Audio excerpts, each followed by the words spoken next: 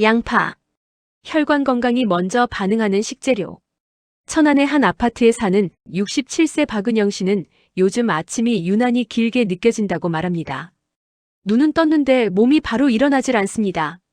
손끝은 차갑고 발바닥은 얼음장처럼 식어 있고 가슴 한가운데가 묘하게 답답합니다. 병원에 가면 의사는 늘 같은 말을 합니다. 수치는 경계선이고 당장은 약을 늘릴 정도는 아니지만 조심은 해야 한다는 말이었죠. 박은영 씨는 그 말을 들을 때마다 마음이 더 무거워집니다. 아직은 약에만 의존하고 싶지 않다는 생각이 강했기 때문입니다. 며칠 뒤 동네에서 점심을 먹던 중 옆자리에 앉은 친구가 조용히 말을 꺼냅니다. 요즘 아침에 손발이 차갑냐고 물어봤습니다. 박은영 씨는 깜짝 놀랍니다.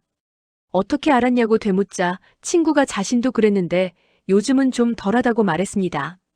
박은영 씨는 귀가 솔깃해집니다. 병원에서 뭐 약을 바꿔줬냐고 물었지만 친구는 고개를 저으며 약은 그대로인데 집에서 먹는 걸 좀 바꿨다고 했습니다.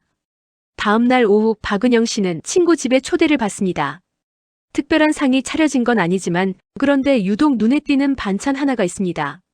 바로 양파였죠. 박은영 씨는 양파 요리를 한 젓가락 집어먹고는 말합니다.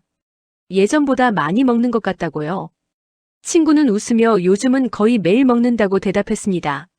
혈관이 딱딱해지는 걸 천천히 풀어주는 데 도움이 된다는 걸 알게 됐고 반신반의했는데 한 달쯤 지나니까 아침에 손이 덜 시리더라는 것이었습니다. 박은영 씨는 집으로 돌아와 그날 저녁 내내 생각합니다. 약을 더 먹는 것도 아니고 특별한 보조제를 먹는 것도 아닌데 그저 식탁 위 반찬 하나로 몸이 달라질 수 있을까 하고 말이죠. 다음 날 박은영 씨는 장을 보러 갑니다. 비싸지 않고 자주 먹지 않던 양파를 장바구니에 담습니다. 그리고 그날 저녁 간단하게 조리해서 먹기 시작합니다. 처음 일주일은 별다른 변화가 없습니다. 하지만 2주가 지나자 아침에 일어날 때 가슴의 답답함이 조금 덜합니다. 손끝의 차가움도 예전만큼 심하지 않습니다. 박은영 씨는 그제야 깨닫습니다. 몸은 아주 작은 변화에도 솔직하게 반응한다는 걸요. 양파는 시니어 식탁에서 가장 과소평가된 식재료 중 하나입니다. 하지만 혈관과 혈액 흐름, 염증 관리 측면에서는 매우 강력한 역할을 합니다. 먼저 양파가 혈관을 깨끗하게 지키는 퀘르세틴에 대해 말씀드릴게요. 양파에 들어있는 퀘르세틴이라는 성분은 혈관 벽에 쌓인 염증 반응을 완화하고 혈액이 끈적해지는 것을 막는 데 도움을 줍니다. 그래서 혈압이 경계선에 있거나 손발이 차고 아침에 몸이 무거운 분들에게 특히 유익합니다. 퀘르세틴은 강력한 항산화 물질로서 혈관 내피세포를 보호하고 혈관의 탄력을 유지시켜줍니다. 나이가 들면 혈관이 딱딱해지고 좁아지면서 혈액순환이 나빠지는데요. 양파는 이런 변화를 늦춰주는 역할을 합니다.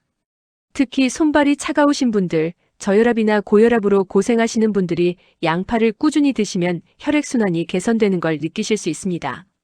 두 번째는 혈중 콜레스테롤 관리입니다. 양파는 혈중 콜레스테롤 산화를 억제하는 데 도움을 주어서 혈관이 딱딱해지는 속도를 늦추는 데 기여합니다.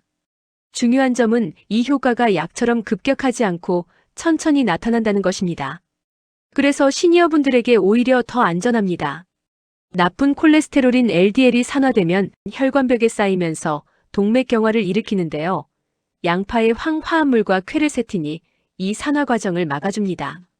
고지혈증이 있으신 분들, 콜레스테롤 수치가 높으신 분들이 양파를 꾸준히 드시면 수치가 조금씩 개선되는 것을 확인하실 수 있습니다. 세 번째는 혈압 조절과 혈당 안정입니다. 양파에는 알리신이라는 성분이 들어있는데요. 이것은 혈압을 낮추는데 도움을 줍니다.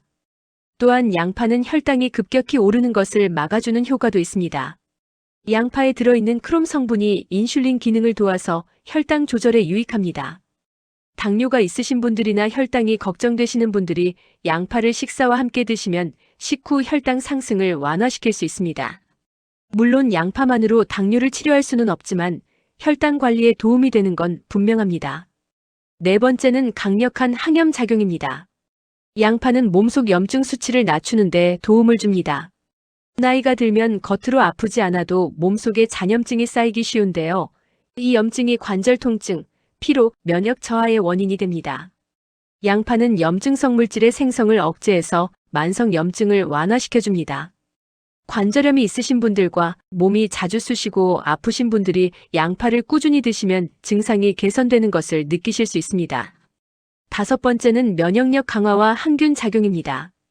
양파에는 알리신을 비롯한 여러 항균 성분이 들어있어서 감기 예방에 도움을 줍니다.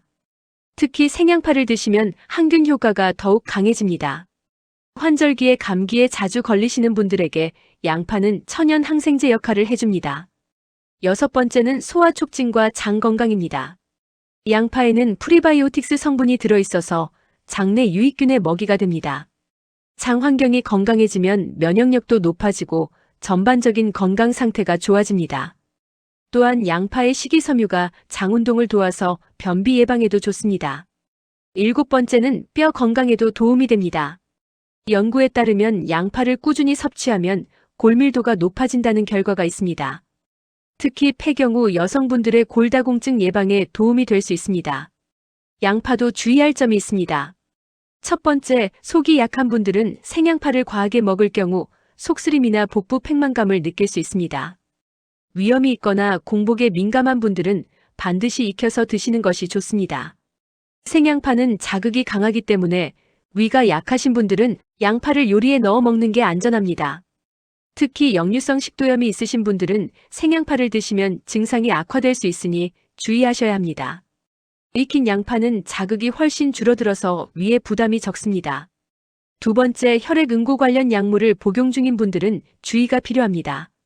양파는 혈액을 묽게 만드는 효과가 있기 때문에 항응고제를 복용 중이신 분들은 과도한 양을 장기간 섭취하기보다는 식단의 일부로 적당히 포함시키는 것이 안전합니다. 세 번째, 양파 알레르기가 있으신 분은 피하셔야 합니다. 드물지만 양파에 알레르기가 있는 분들이 계십니다. 양파를 드신 후 입안이 붓거나 두드러기가 나거나 호흡이 곤란해지면 즉시 섭취를 중단하시고 병원에 가셔야 합니다. 네 번째, 저혈당이 있으신 분은 섭취량을 조절하셔야 합니다. 양파가 혈당을 낮추는 효과가 있기 때문에 이미 혈당이 낮으신 분들은 과다 섭취를 피하시는 게 좋습니다. 그럼 이제 양파를 어떻게 드시면 가장 좋을까요? 체질과 상황에 맞는 방법을 구체적으로 알려드리겠습니다. 첫 번째, 익혀서 먹기입니다. 양파를 볶거나 국에 넣어 드시면 자극은 줄고 단맛은 살아납니다. 양파를 익히면 매운 성분이 줄어들고 단맛 성분인 과당이 증가해서 훨씬 부드럽게 드실 수 있습니다. 양파를 볶을 때는 올리브 오일이나 들기름의 약한 불에서 천천히 볶으면 황금빛이 나면서 달콤한 캐러멜라이즈드 양파가 됩니다. 이렇게 만든 양파는 밥 반찬으로도 좋고 다른 요리에 넣어도 맛이 좋습니다.